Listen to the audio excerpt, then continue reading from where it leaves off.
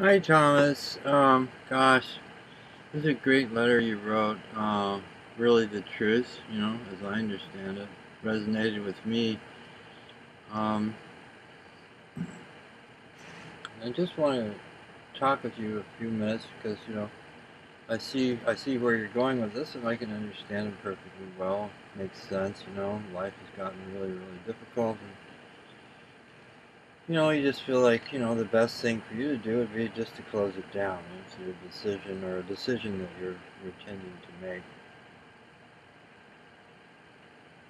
You don't want to do it before, I think you have a nephew or somebody who you don't want to do that, before her birthday or something. So that's coming up in a few days. So, I reflected on this a bit and see some way I might be able to give you some information or give you some feedback that might actually be useful to you or help you to make, or give you. Now, here's the thing: you're not asking for advice, are you? And then here I am. And so the general rule is if a person doesn't ask for advice, why then don't give it. You ask for it, fine. So I'll try to kind of walk a line here and not give you advice. I'll just kind of give you some feedback on how your, what you've said publicly, kind of what the response it evokes in me to some degree. And I don't want to. I want to be very careful because I know you're in pain, and um,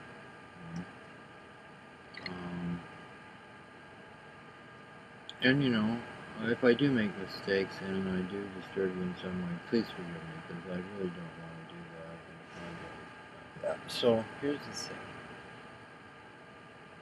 It strikes me that um, there's kind of an odd thing that happened because what happened was you were in reality, you were going over there and you were getting ready to kill a bunch of people, some of whom were just, innocents probably, or civilians, and maybe or maybe not didn't have anything, weren't interested in politics or, that kind of thing.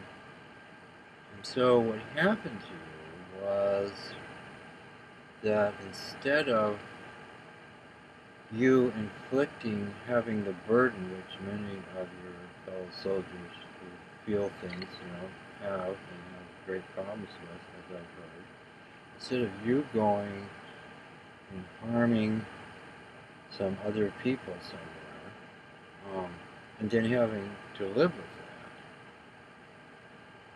Because it's interesting, isn't it, that despite all of your pain and everything that you've gone through, one of the things that you don't have to concern yourself with is you don't have to live with the fact that you've killed or harmed, to say, whatever, disabled forever, for their life, some other human being. So instead of that happening, you got that put on you. You got harmed before you could harm anybody else. And so instead of having to live with harming someone else, you have to live with the fact that you got harmed. So I would think, knowing what I know and having experience in life that I had, because that it's um, um, you know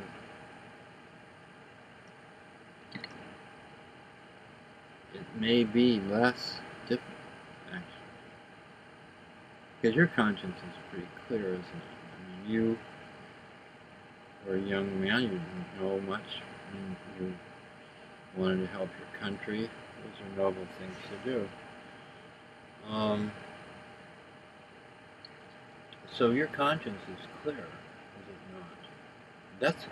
That's a wonderful thing. It's a wonderful thing to know that you haven't harmed, you haven't killed another human being. Once you cross that line and you kill another human being, or you're a party to that, that's a burden which in many of us is just impossible to bear. You can't get over it. I mean, it's done. You can't get it back. What are you going to do? What can you do that will, rectify that? I mean, that's a tough burden. That's a tough agony to have. So at least you don't have that. So you can be grateful, I may say. And be grateful that you're not carrying that burden. Now, the other question that I want to address just very briefly. I know you're an atheist. In other words, you've decided that there is no God, and lots of people have decided that, and the scientists are very, adamant and vocal about that kind of thing these days. Many of them. It's interesting because scientists actually have no spiritual experience to speak of, obviously, and they're not really experts in religion. They're experts in the material world, but they seem to feel they blur it. So they seem to think that an area where they have no experience and no expertise in is an area that they can just talk about with great authority. Which you want to question things, there's a thing you can question, because what do they know? There's a little book that Betty Yeadie wrote called Embraced by the Light, where she talks about what happened to her when she almost died. She had a hysterectomy and she went out. So she had a spiritual experience. She went somewhere outside of her body, and she had a great time, and she saw how real that. For her, that was a real experience. She experienced this. She's a person who can talk about it because she experienced it. And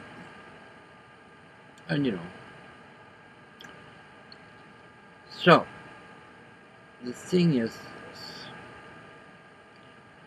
Obviously, it's pretty obvious that you had, or if you have had, you're not aware of them, or you're not thinking about them. You haven't had any spiritual experiences. Except you did have that one very real experience that happened. But we won't, that's too contentious. I don't want to go there. Now, here's the thing. If, just because, as you haven't had an experience of something, does not mean